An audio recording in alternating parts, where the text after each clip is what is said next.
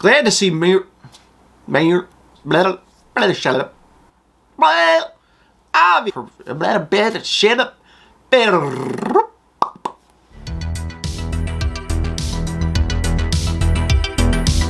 Welcome back, everybody. Professional wrestler, comic book collector, video game enthusiast, Zach the Ripper Comics here. And if you've enjoyed any of my videos, please hit a Con Air top rope elbow right on that thumbs up button, as tonight we're going to get into Friday Night Smackdown.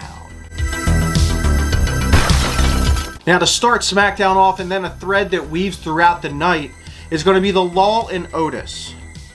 Yes, I said Law and Otis. Basically, it's a WWE spoof on both the People's Court and Law & Order, utilizing Otis and the storyline that he's been going through with The Miz and John Morrison for seemingly 3 years now regarding the Money in the Bank briefcase. This storyline has been absolutely painful to watch, a lot like the Laps Fan podcast where that cast goes up your ass. Law & Otis starts out with our judge, JBL, former WWE champion, longest running SmackDown champion in SmackDown history.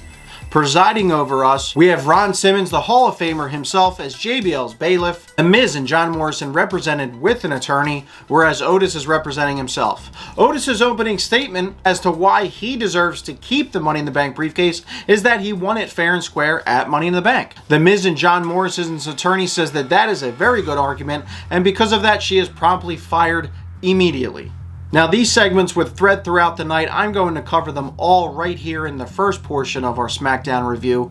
Overall, I thought they were cheesy and corny, and not in the good way. The only stuff that was relatively entertaining was the banter between JBL, Ron Simmons, and eventually Theodore Long, former SmackDown general manager. At the end of the day, JBL, our judge, found the favor in Otis until The Miz presented JBL with a last-minute piece of evidence, seemingly a briefcase full of cash, to which JBL reversed the decision and instead made a match for this Sunday at Hell in a Cell between The Miz and Otis, where the winner becomes the Money in the Bank briefcase holder. A very roundabout way to get to a match on a pay-per-view. Honestly, as much as I didn't like the segments overall, I appreciate the effort that they put in trying to build up this one particular match for the pay-per-view. The KO show is up next, and everybody knows that I love Kevin Owens, especially when he beats up fans that get into the ring that aren't on their feet yet, aren't able to actually fight.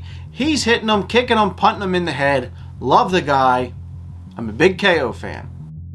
His guest is going to be Daniel Bryan. Daniel Bryan sporting fantastic hair tonight as it's combed from here all the way over to here. These two men talk about how they could be a fantastic tag team. Kevin Owens really pushing the issue, so obviously at some point he will turn on Daniel Bryan. They're interrupted by the hat-wearing Dolph Ziggler and Bobby Roode. Bobby Roode and Dolph Ziggler make it clear that they're coming after them. They're interrupted then by the Street Profits, the WWE SmackDown Tag Team Champions, who walk right past. They're then interrupted by Shinsuke Nakamura and Cesaro, everybody claiming to be the best tag team. So you know what? We're going to have ourselves an impromptu 8-man tag team match. This was very cool in the fact that you had 8 wrestlers coming together, storyline-wise, on TV, coming together, challenging each other, and what do we get? We get an impromptu tag team match. We don't need authority officials and people making matches and then waiting for it and so forth. They wanted it, they got it, they're in the ring. What I don't like and what's not cool, however, we come back from break, Kevin Owens still in his street clothes, which I actually appreciate. But Daniel Bryan's in complete wrestling gear. We made the match, we went to break, we came back from break, and Daniel Bryan's in his wrestling gear. Why? Like, why couldn't he just fight in his street clothes? He didn't do a whole lot in the match except some scary bumps off the top rope, which I don't understand why this guy takes the risk that he does still at his age, at his stardom, with the history of concussions that he has. I just would have appreciated if he didn't change into his ring gear while we were at commercial. It's kind of lame, actually. Babyfaces get the win here. We then go to what's a fresh match for the SmackDown Fox audience, when Zelina Vega, new from Raw, goes against Bianca Belair, also new from Raw. I like this matchup for a few reasons. I know Zelina's not where everybody wants her to be and thinks she should be as far as her in-ring skills.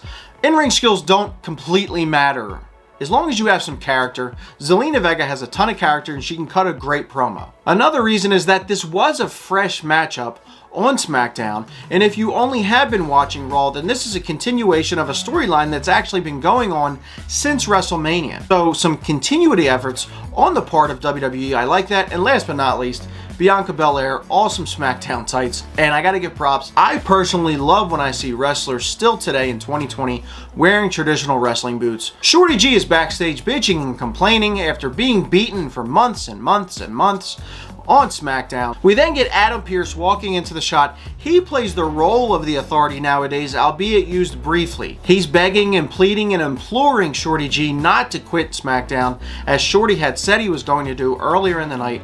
Shorty makes it clear that he's not quitting SmackDown, that he's quitting Shorty G, and that he was returning to Chad Gable, former Olympian. I truly hope that WWE puts a little work behind this, puts some steam behind this, because Chad Gable is a phenomenal in-ring performer, and Chad Gable can do some great promos. He's reminiscent of 2000 to 2002 Kurt Angle, so I'm really hoping they let him be himself. Now, if you guys haven't already, join me in tuning up that sweet chin music as we hit a super kick on that subscribe button. Now, I know everybody's going to be waiting on me to crap all over this next segment. This is when Sasha Banks once again called out Bayley to get the contract signed for their Hell in a Cell match this Sunday at Hell in a Cell. Velcro, they go with Velcro, baby. They go with Velcro, baby. They go with Velcro, baby.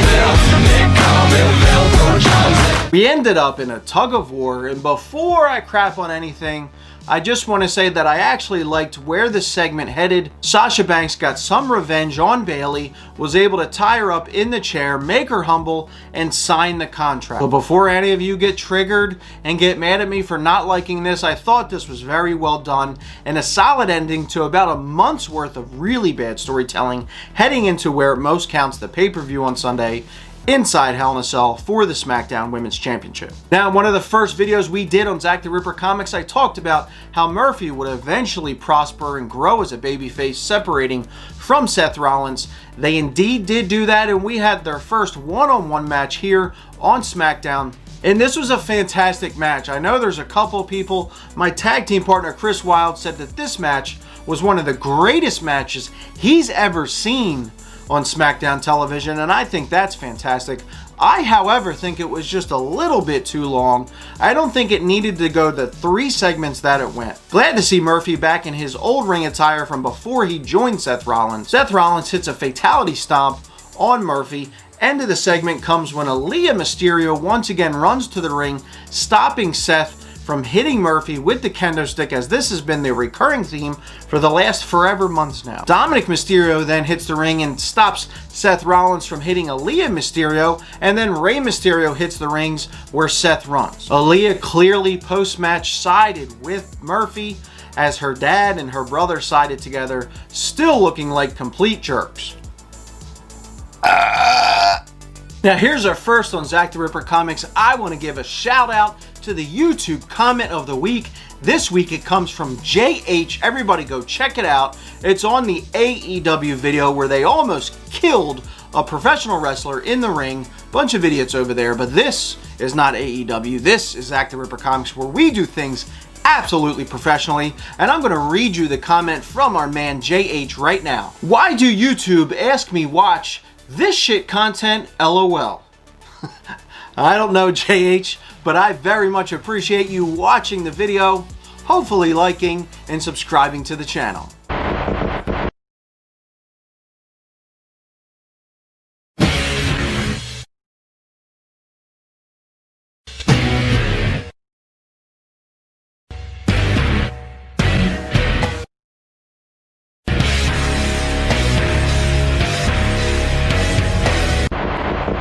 The big dog, the tribal chief, the universal champion himself, Roman Reigns, with Paul Heyman in tow, make their way to the ring to discuss exactly what the consequences are when Jey Uso says, "I quit," this Sunday at Hell in a Cell. They're interrupted on screen by Kano, by Goro, and by seemingly Jey Uso in a mask, so obviously we know that it's Jimmy Uso on screen. Jimmy Uso then tells Roman that Jay is behind him. So what's the point in doing a trickery ambush if you're going to tell the guy you're ambushing that the ambusher is behind the ambushee?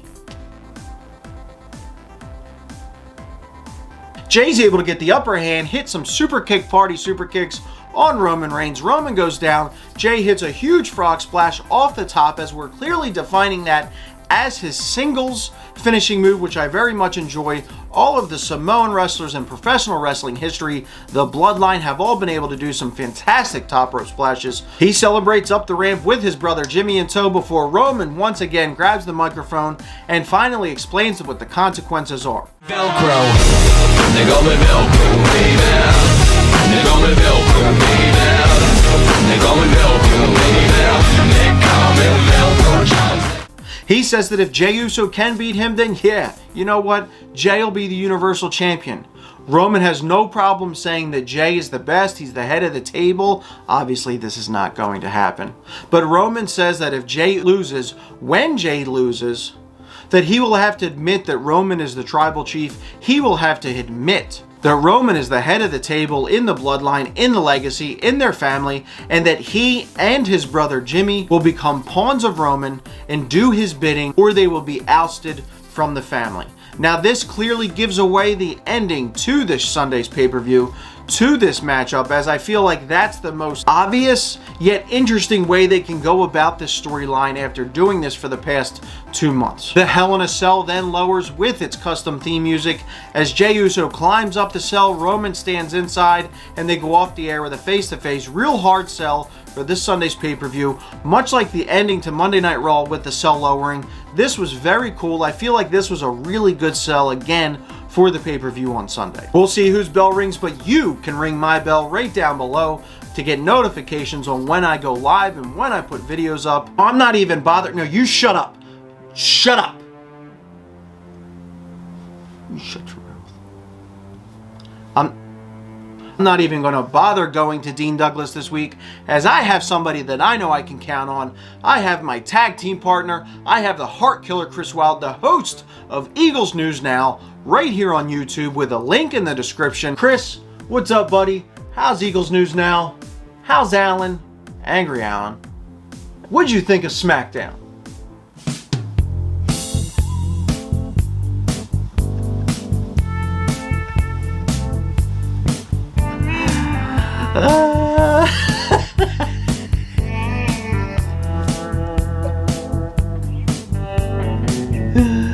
Got him!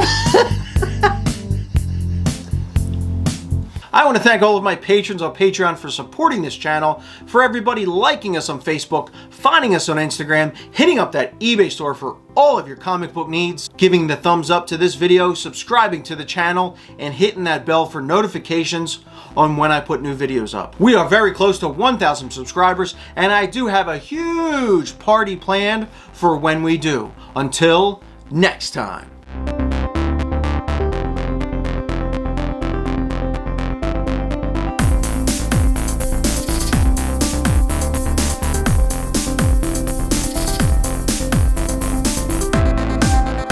Hopefully I don't come and get you.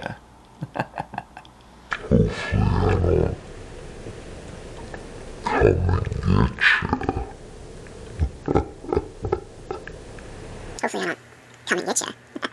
Don't you want somebody to love? You better find somebody to love.